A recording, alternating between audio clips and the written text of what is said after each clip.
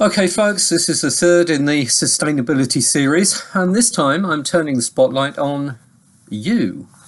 So I'm going to ask you to think about your place in the world, no matter how old you are, your place in society, your place to take responsibility for what you do, what you produce, the impacts that you have. Why? Because sustainability is the sum, globally, is the sum total of what we do individually. It's as simple as that. One can write as many reports as one likes, but if it doesn't change hearts and it doesn't change minds, and one just says, oh, there's 7.8 billion people in the world. I looked it up on World Counters this morning. 7.8 billion people in the world at the moment. What difference do I make? Clearly nothing. So I don't do anything. Everybody thinks the same, so nobody does anything. That's a well-known psychological situation, in fact. I'll give you the case study detail for that. There was a young girl whose name was Kitty Genovese in America, and she was coming back to her flat, which was in a building that had a courtyard in the middle of it. And the courtyard was overlooked by all of the windows in the apartment. There were hundreds of people who could see and did see what happened. Unfortunately, this poor girl was attacked, was screaming for her life, and was murdered. And it was watched by hundreds of people who were in the apartments. Who rang the police? Answer: no one. No one rang the police because everybody defined that someone must have rung the police, so it wasn't their responsibility.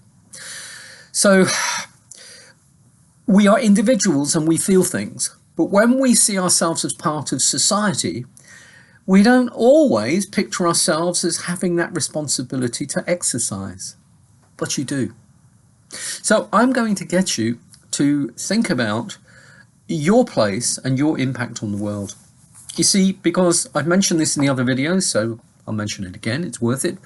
AIDA, awareness, interest, desire, action. We've got to get people through that system to get to action before anything much is going to change. In 30 years, I think most people will say they are aware of sustainability after the Brundtland Report in 1987, after the World Commission on Environment and Development was followed up by the 1991-92 Rio Summit.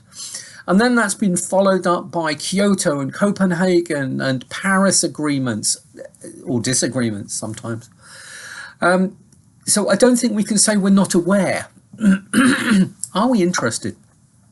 Are we really interested?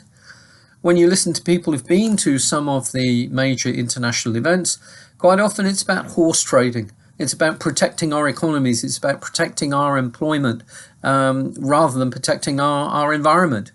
Sometimes the protocols that come out of them are the minimum that everybody's prepared to agree to, not what we actually need to happen to save the planet and our futures.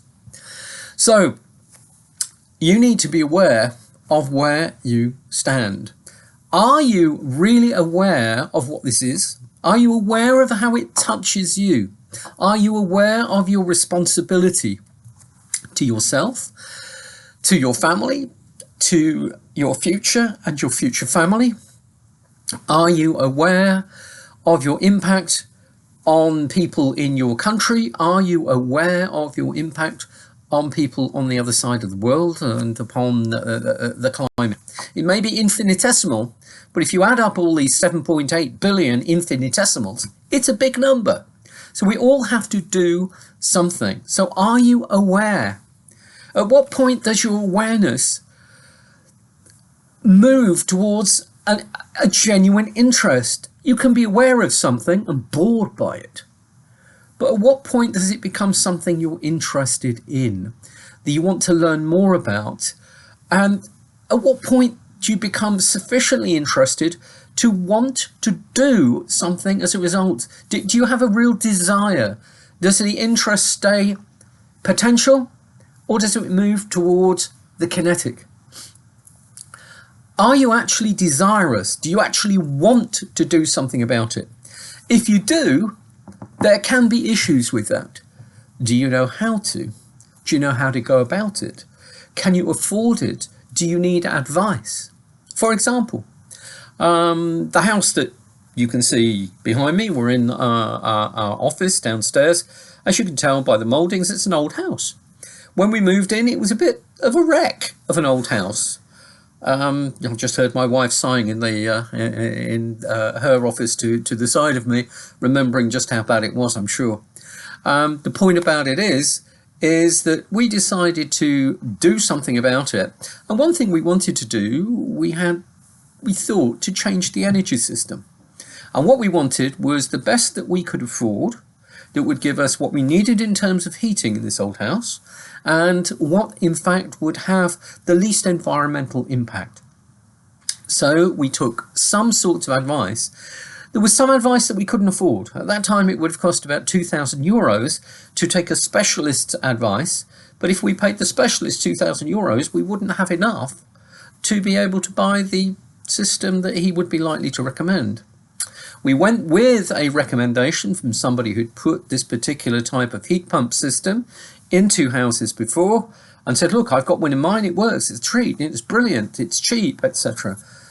Putting it in here, total disaster. We were never warm for 3 winters, and we got a redressement, that means an extra payment of €1,800 for 2 or 3 years, because the thing was turning all the time and was incapable of giving us the heat that we wanted. We actually went through awareness, interest and desire. We really needed more help to go into the action, and we ended up paying for getting it wrong. Sometimes to move between desire and action, you have to rely on other people's advice who really, really, really do know their stuff. So you need to get yourself through this continuum from awareness out to the other end of it to action. So I'm going to give you a couple of challenges that I would like you to do, please, for yourself, for your own good. You don't have to write back to me, but you can do if you want. Use the comment box on YouTube, and I'd be glad to comment back. Anyway, here's the thing I'd like you to do. I'd like you to start by doing things called a carbon footprint test. There are a number of these, and they measure a number of different things. For example, they will tell you how much CO2, how much carbon dioxide you personally produce.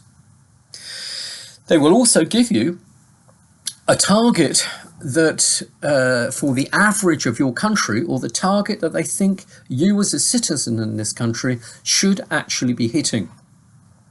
In France, it's about 10.5 tons. And that's almost exactly what me and my family are responsible for at the moment. That said, in this house, there are 7 of us, not just 1 or 2. It's not altogether too bad. They will also tell you about 2020 targets. The world set targets for us for the year 2020, and we're in it. And what they were suggesting was we could keep our temperature increase under 2 degrees by the end of the century if we could hit these sorts of targets. Now, on one of these carbon footprint tests I'm going to give you, it shows you against the 2020 targets. If you're under 100%, then you're doing well. You're the right side of the target. Of course, you could always do better. Don't just stop there. But there are going to be a lot of people on the other side of the target. We have to compensate somewhere. Okay? Another one.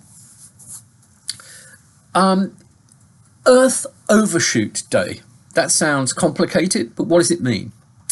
Let's imagine planet Earth gives you on the 1st of January a set of resources and says, here's your share.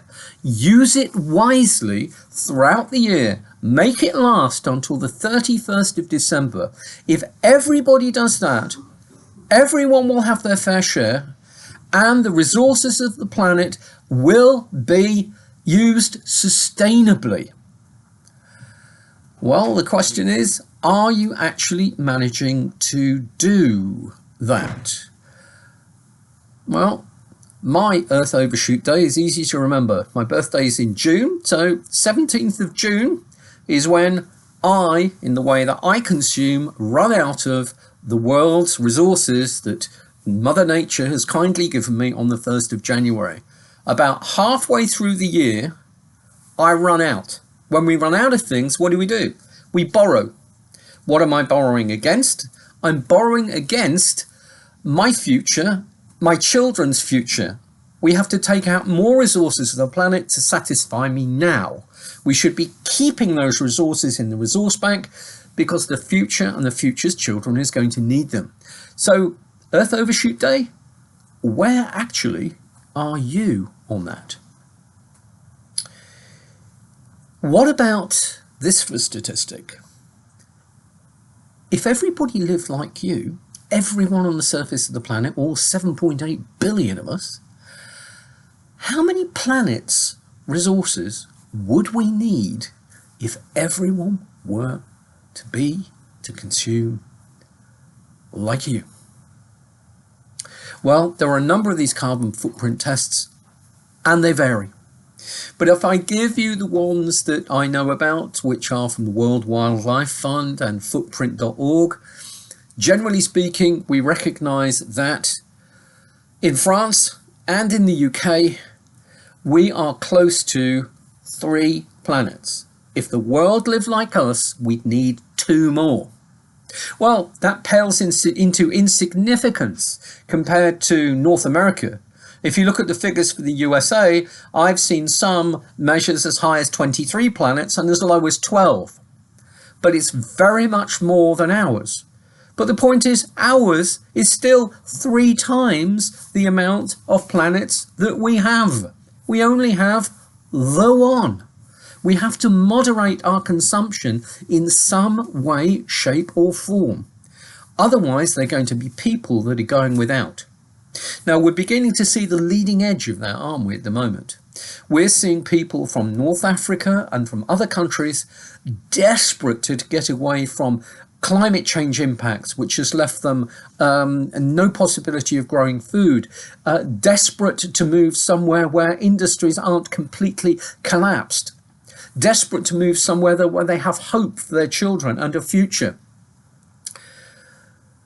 Who can blame them for that?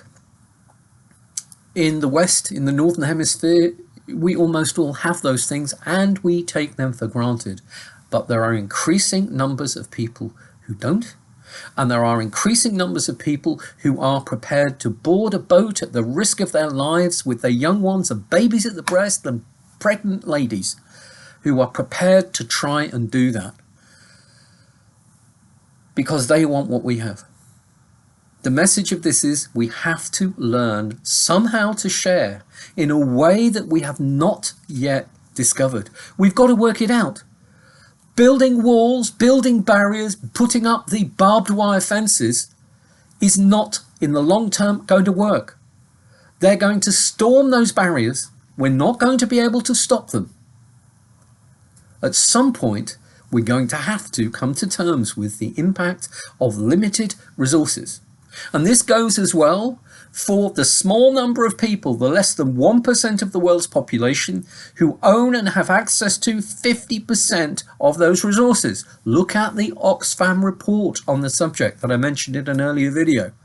They're going to have to learn to share more appropriately, which is why I'm very interested to see what Bill Gates and Warren Buffett are doing, people who are amongst the very richest that the world has, who are putting their money into foundations like the Bill and Melinda Gates Foundation to try and go out there and use those gigantic personal resources that they have by putting them into a charity and giving them to societies that need them for very particular purposes like curing malaria and river blindness and all sorts of things, getting water supplies pure, being able to produce filters that can go in a dirty river and in 30 minutes you've got completely clean water capable of being drunk.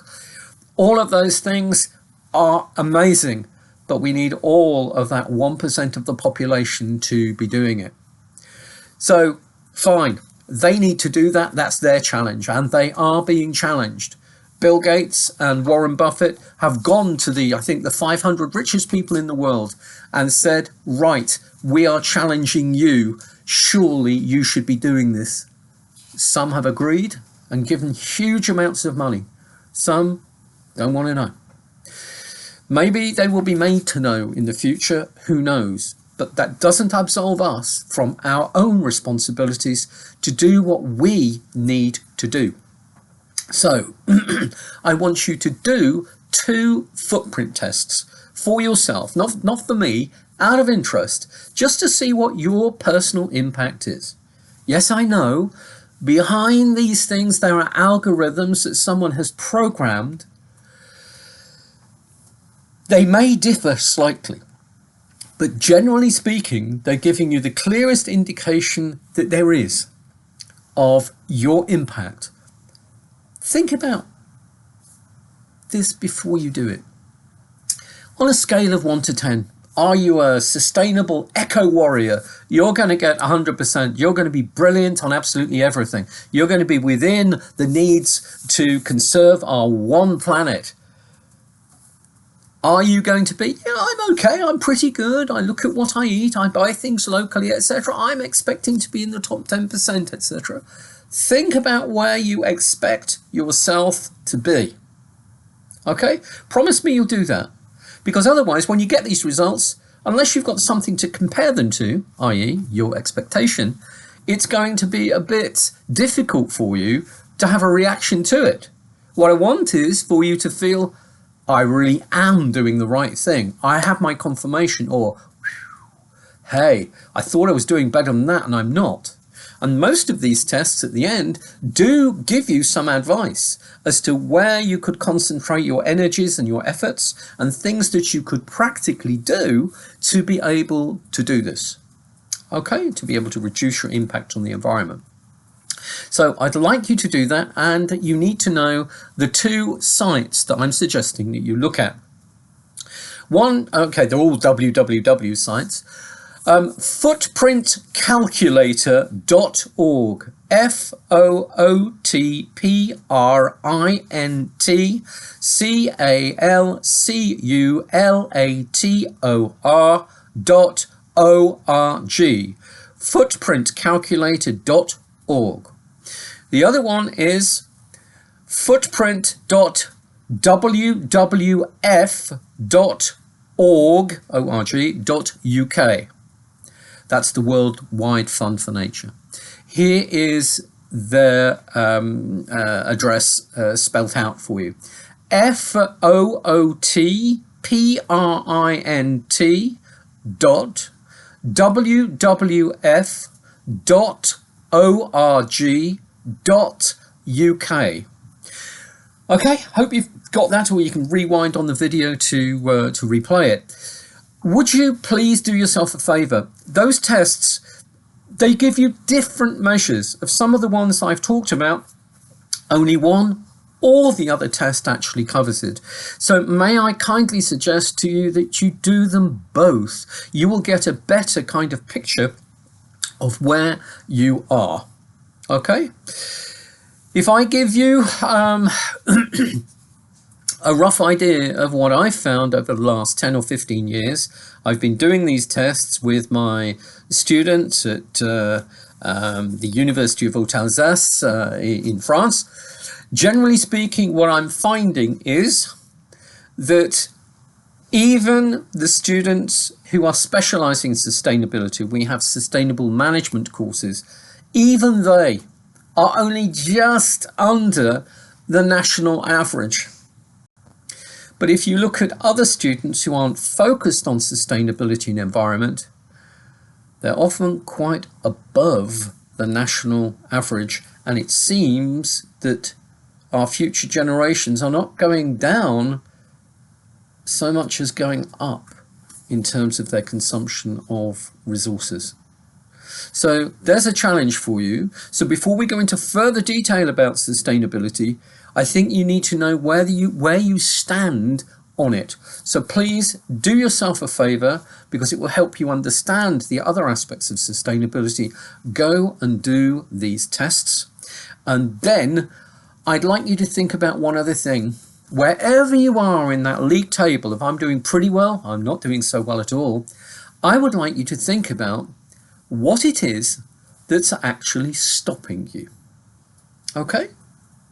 Is it, I don't have enough money, I'm not rich enough, oh, all organic food is more expensive, I don't know where the local market is, etc., etc., etc. Think of all of those things that are inhibiting you. We call them inhibitors. And then a task I'd like you to think about is to turn each one of those on its head. What would it take for me to overcome that? Can I overcome it by just waking up in the morning and saying, right, I'm going to do that? It's all in your power. Or do I overcome it by seeking advice or help, trying to find a sustainability agency or support centre that can give you the advice? For example, the advice that wasn't there for me 10 years ago when we chose the wrong heating system. Now there are agencies that can help you with independent advice for free or very little money indeed. Well, here in France at least. So there you go. There's the challenge. And then we'll talk about inhibitors next time. Okay, thank you very much indeed, and bye for now.